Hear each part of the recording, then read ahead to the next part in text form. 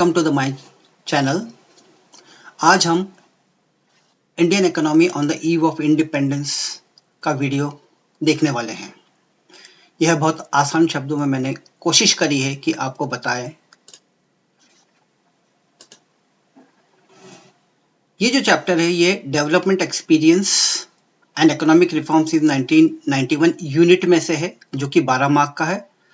ये chapter 12 mark का नहीं है, बट इंपॉर्टेंट चैप्टर है। चलिए आगे बढ़ते हैं। सबसे पहले इंडिया में नेशनल इनकम को काउंट करने के लिए पास्ट में कुछ लोगों ने प्रयत्न किए। उसमें Dadabhai Naoroji, William Digby, Findlay Shirras, R C Desai और वी राव प्रमुख थे। उसमें सबसे अच्छा जो अटेम्प्ट था for estimation of national income वो वी राव का था। और जो डेटा हमें निकल के सामने आया है, first half of 20th century में aggregate real output of India grew at 2% और पर कैपिटा आउटपुट बढ़ा 0.5% से। तो ये हमें बताता है कि Indian economy was backward economy in the first half of 20th century. आगे, sole purpose of British colonial rule, क्या था उनका main purpose? To reduce India to being a raw material supplier, पहला। दूसरा, for Great Britain's expanding modern industrial base to provide raw material. So British rule जो कि 2 centuries तक था, उस समय इंडिया कई चीजों के लिए फेमस था। उसमें से एक है Daccai muslin, a type of cotton textile origin in Bengal, got world wide fame. मलमल शाही और मलमल खास वर्ल्ड फेमस ब्रांड थे उस समय। ओके, अब हम एग्रीकल्चर की सिचुएशन देखते हैं on the eve of independence. 72% of population was dependent on agriculture approximately. Low production and low productivity पहला फीचर था। No investment was done by the Britishers, no effort for desalinization of land, no terracing, no flood control methods, कुछ भी नहीं किया था। Wheat productivity was just 5.2 times lower in 1947 compared to 2020 and 21.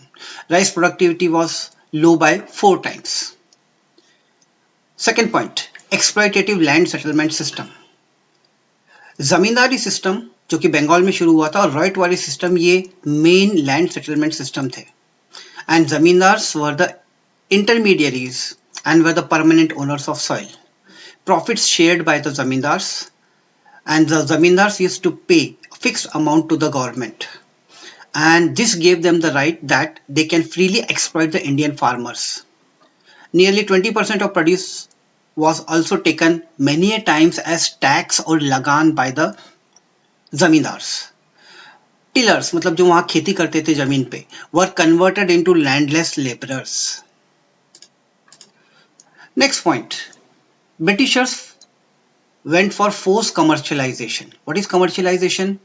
Growing the crops not for their own livelihood but for selling the produce in the market.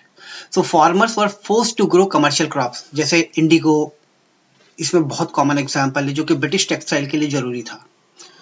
इसकी वजह से farmers were in need of credit and slowly from subsistence farming the farmers were shifted to commercial farming. अगला, lack of investment. Britishers have no interest in promoting investment in agriculture. कोई irrigation facilities नहीं थी and agriculture was dependent on rainfall which was always uncertain. No system और steps for flood control was taken by the Britishers. Next feature, the land was small and fragmented, छोटे थे और बिखरे हुए थे, so which was uneconomic for the farmers. The production was also less and the cost of production was very high. And lastly, subsistence outlook means farming was a means of subsistence, only basic needs of the family were fulfilled, so nothing surplus was produced. कोई extra नहीं था जो market में वो बेच सके, profit कमा सके।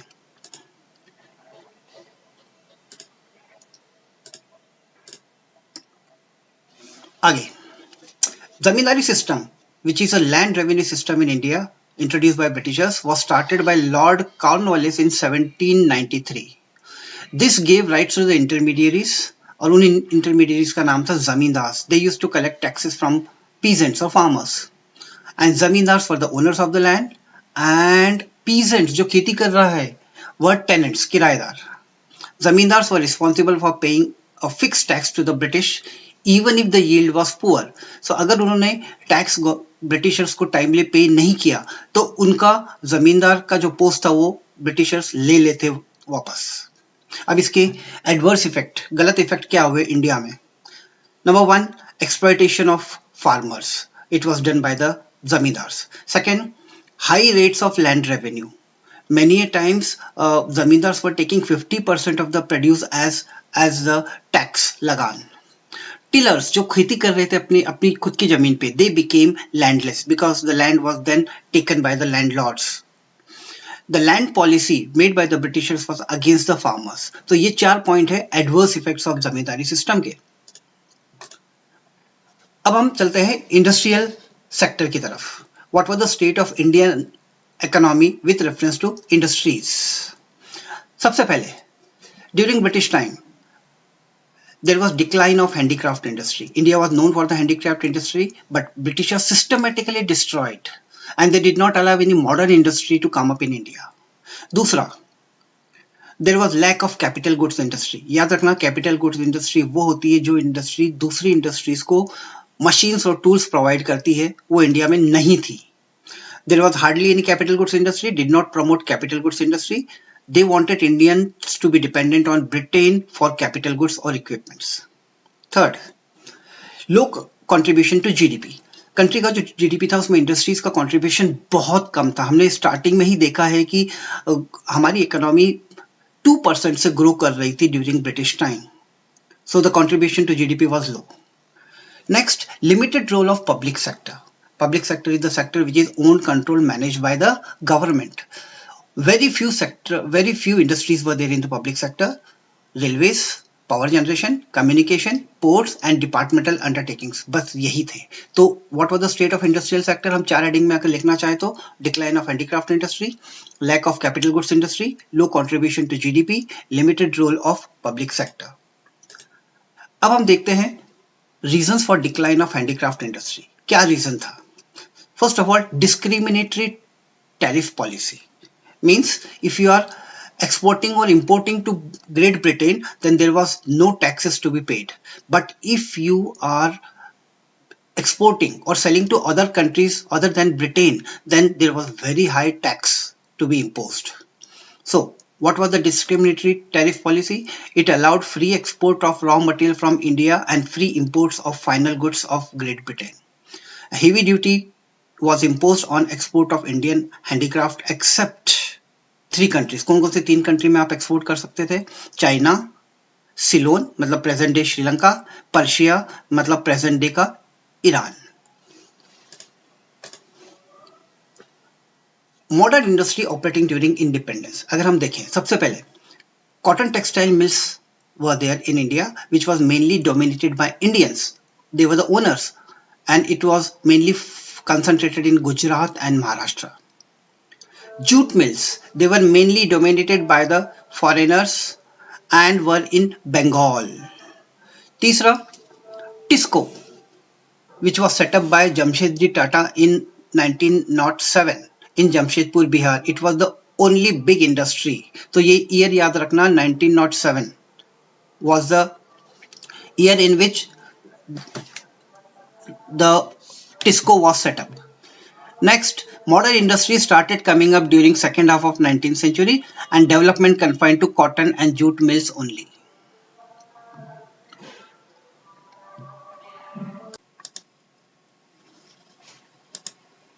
चलिए आगे बढ़ते हैं. अब आगे है foreign trade. What was the state of foreign trade? इस पे 3 पॉइंट्स हमें ध्यान रखना है. Number 1, India was the exporter of primary products and importer of finish goods. India क्या क्या एक्सपोर्ट करता था? Raw silk, cotton wool, sugar, indigo, jute. जबकि इंपोर्ट क्या करता था India? Finish consumer goods like cotton, silk and woollen clothes, capital goods, and it's mainly from Britain only. दूसरा point है monopoly control of British rule. More than half of the trade was restricted only to Britain. Rest was allowed with only 3 countries, China, Ceylon मतलब present day का श्रीलंका, और Persia मतलब present day Iran. Third point, drain of Indian wealth. There was huge export surplus in the country. India was exporting a lot to England, and this extra money which Britishers were earning from India as a part of export were used for meeting expenses on war fought by Britain, importing invisible items, services, और वो services सिर्फ great Britain से थी, making payment for expenses of British office in India. So, what was the state of foreign trade?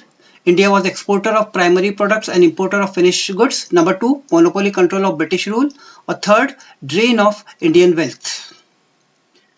Okay, अब आते हैं Swiss canal.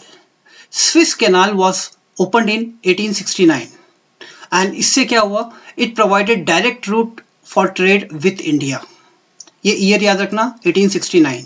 पहले पूरा अफ्रीका को गोल चक्कर लगा के फिर इंडिया आना पड़ता था, अब उसकी जरूरत नहीं पड़ी. सो उससे क्या हुआ? It reduce the cost of transportation and it reduce time and whole round of Africa was saved.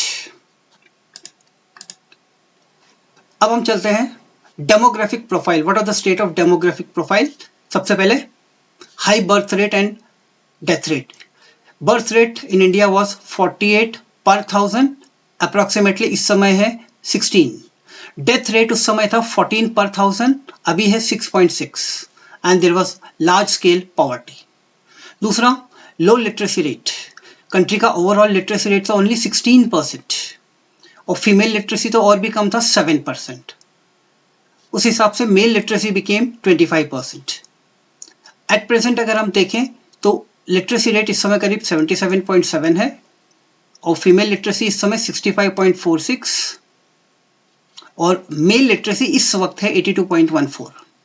Third point, high infant mortality rate. Mortality rate means number of infants dying per 1000. उस समय India में था 218 पर 1000, अभी सिर्फ 33 है. And this situation of 218 पर 1000 was quite alarming. Number 4, low life expectancy. Life expectancy means number of years a person is expected to live at the time of birth. It was very low. It was only 32 years and at present it is 69 years. So we can compare it was very, very low. Fifth point था poor health facilities. Health facilities either were not available to population or were very inadequate, बहुत कम थे. And there was widespread of various types of diseases related to water and airborne diseases. Number 6, अब ये बहुत important question है. 1921 is called as a year of great divide. क्यों? सबसे पहले, before 1921 India was in first stage of demographic transition, means high birth rate था और high death rate था, तो population तेजी से नहीं बढ़ रहा था. After 1921 India entered second stage of demographic transition. इसका फीचर है high birth rate and low death rate. In 1921 the growth rate of population was negative. इस वजह से इसको ईयर ऑफ ग्रेट डिवाइड कहा जाता है. First official census in our country was done by Britishers in 1881. In 1921 growth rate was negative. तो इसमें demographic profile में हमें क्या क्या ध्यान रखना है? High birth rate, high death rate, low literacy rate, high infant mortality rate, low life expectancy, poor health facilities and 1921 is a year of great divide. आपको अगर किसी भी स्टेज पे लगे तो आप इसका स्क्रीनशॉट लेके पढ़ाई कर सकते हैं. अब ऑक्यूपेशनल स्ट्रक्चर. अब ऑक्यूपेशनल स्ट्रक्चर का मीनिंग क्या है? सबसे पहले occupational structure means distribution of workforce according to sectors, primary, secondary and tertiary. इसके 2 पॉइंट्स हैं. Number 1, predominance of primary sector. Remember, primary sector is the one which deals with natural resources and agriculture comes in primary sector. And in primary sector 70 to 75% of the workforce was involved. 10% was involved in secondary sector, मतलब manufacturing, and 15 to 20% were involved in service sector, that is tertiary sector. दूसरा, regional variation. क्या था regional variation? There was decline in workforce in agriculture in Tamil Nadu, Andhra Pradesh, Kerala, Karnataka, Maharashtra, West Bengal. अगर हम ये state देखें तो ये इंडस्ट्रियलाइज्ड स्टेट थे, इसलिए यहाँ पर एग्रीकल्चर का वर्कफोर्स कम हुआ। दूसरा part, increase in share of workforce in Odisha, Punjab, Rajasthan. इन तीनों स्टेट्स में इंडस्ट्रियलाइजेशन कम था, इस वजह से इसमें एग्रीकल्चर का वर्कफोर्स बढ़ गया। तो स्टेट ऑफ ऑक्यूपेशनल स्ट्रक्चर में हमें दो चीजें याद रखनी है, predominance of primary sector and regional variation. आगे अब आते हैं स्टेट ऑफ इंफ्रास्ट्रक्चर। इंफ्रास्ट्रक्चर में चार हमारे पास मेंशन्ड है। पहला roads, so less roads were constructed by Britishers, all weather roads were not there, and जो भी रोड्स बने थे वो काय के लिए थे, they were constructed for mobilising army and shifting raw material. So there was a shortage of all-weather roads, especially in rural areas. Railways, याद रखना, railways were introduced in 1950. इसका फायदा क्या हुआ रेलवेज का? It integrated the country, that is, it united the country. Second, it helped the commercialization of agriculture. कैसे? The raw material was quickly transported to the nearby ports. Third, foreign trade. Foreign trade was encouraged as there was more communication facility in the form of railways available. Basically, it was more beneficial to the Britishers rather than India. Third, air transport. Only some efforts were done to develop water and air transport, but they were not at all satisfactory. They were very less. Communication. Britishers introduced post and telegraph systems, but these systems were mainly used by the Britishers for their own administration. Telegraph served purpose of maintaining law and order. तो infrastructure में हमें चार चीजें याद रखनी है, roads, railways introduced in 1950, air transport, some efforts were done, communication, post and telegraph introduce किया था। अब रेलवे के पॉजिटिव इंपैक्ट्स क्या थे, ये क्वेश्चन आ सकता है। पॉइंट्स अपने मन से भी आप लिख सकते हो, कुछ मैंने यहाँ मेंशन किए हैं। It facilitated expansion of domestic market, that is surplus production was done and commercialisation took place of agriculture, जो कि सेकंड पॉइंट है। What is the meaning of commercialisation of agriculture? Growing the crop for selling in the market, not for self subsistence. Third, there was faster movement of food grains due to railways, and most importantly, it integrated or united India as distance barriers were broken. Some negative impacts of railways. Railways contributed to colonial exploitation because Britishers को बहुत easy हो गया कुछ भी control करने में। दूसरा, it destroyed indigenous goods market. Indian market के जो इंडियन प्रोडक्ट्स थे वो डिस्ट्रॉय हो गए। British goods were more introduced due to the railways.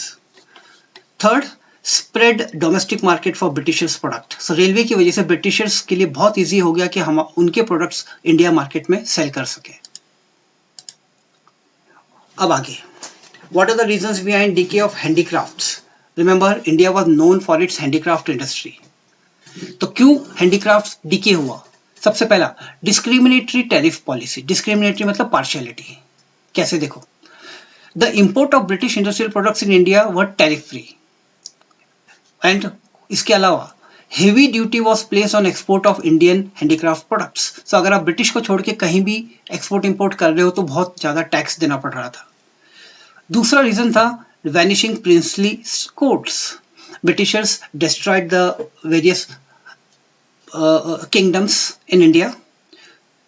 पहले क्या होता था कि local rulers used to encourage the handicrafts. But slowly princely states were removed by Britishers, so there was decay of handicraft industry. Third, बहुत important point, there was competition from low cost machine made goods. Remember, ये जो machine made goods थे वो great Britain से आते थे, उनका cost भी लो होता था और वो कंपटीशन देते थे हैंडीक्राफ्ट इंडस्ट्री ऑफ इंडिया, तो ऑटोमेटिकली हैंडीक्राफ्ट्स महंगे हो गए, लोगों ने खरीदना छोड़ दिया, एंड उसकी वजह से Indian craftsman have to close their enterprises. तो पहला पॉइंट क्या था? Discriminatory tariff policy. दूसरा, वैनिशिंग प्रिंसली कोर्ट्स। तीसरा, competition from low cost machine made goods. अब आगे एक जनरल, पूरे चैप्टर के बाद हमें ये इंपॉर्टेंट पॉइंट्स हैं। State of Indian economy at the time of independence. सबसे पहले कॉलोनियल इकोनॉमी, तो हम इसमें क्या लिखेंगे? Indian economy was ruled by British for 200 years and there was a huge drain of wealth from India and mainly to the Great Britain. Second, semi feudal economy. Semi feudal economy मतलब दो तरह के groups बनते थे. पहला group था landlord और tenants का, जो कि विलेजेस में बनता था. दूसरा था कैपिटलिस्ट एंड लेबरर्स, जो कि इंडस्ट्रीज में बनता था, सिटीज में. So therefore semi feudal economy. इसमें क्या ध्यान रखना है? लैंडलॉर्ड टेनेंट रिलेशंस और कैपिटलिस्ट एंड लेबरर्स का टसल. दो तरह के ग्रुप्स बने थे, रूरल एरिया में भी और अर्बन एरिया में भी. तीसरा, Indian economy was stagnant. Stagnant मतलब कुछ भी फ्लो नहीं होना. नेशनल इनकम ग्रो कर रहा था 2% से और पर कैपिटा आउटपुट ग्रो कर रहा था 0.5% से. Therefore production was not increasing. तो इंडियन इकोनॉमी एक स्टैग्नेंट इकोनॉमी था. Next, Indian economy was a backward economy because low level of productivity India में था, लो पर कैपिटा इनकम था, ट्रेडिशनल मेथड्स या old methods of agriculture were used, there was high birth rate and death rate, there was mass illiteracy. ये सारे features backward economy के थे और ये इंडिया में उस समय मौजूद थे. So therefore Indian economy is referred as a backward economy. So जब भी बैकवर्ड इकोनॉमी आएगा तो हमें क्या लिखना है? Low level of productivity, low per capita income, traditional methods of agriculture, high birth rate, high death rate and mass illiteracy. अगला point, Indian economy was called as a depleted economy या depreciated economy. Actually हुआ क्या था कि second world war के दौरान Indian industries से बहुत प्रोडक्शन किया था ब्रिटिश इंडस्ट्रीज में. इसकी वजह से रेट ऑफ डेप्रिसिएशन बहुत ज्यादा था इंडियन इंडस्ट्रीज का. And Britishers did not make any arrangement to replace this depreciated physical assets. So हमारी इकोनॉमी डिप्लीटेड इकोनॉमी हो गई. Lastly, Indian economy was an amputed economy. Amputed economy means Indian economy was divided into two parts. One was India, second was Pakistan. अगर आपको याद हो तो east Pakistan और waste Pakistan था. ईस्ट पाकिस्तान को इस समय हम बांग्लादेश बोलते हैं, जो 1972 में फ्री हुआ था. So amputed economy means that there was partition of the country during this time. कुछ यूजफुल डेफिनेशंस हैं, आप इसका स्क्रीनशॉट लेके इसकी पढ़ाई कर सकते हैं, ये आ सकते हैं. पहला है commercialisation of agriculture, capital goods industry, economic drain, birth rate, death rate, life expectancy, infant mortality rate, occupational structure और depleted economy. Thank you. Like, share and subscribe my video.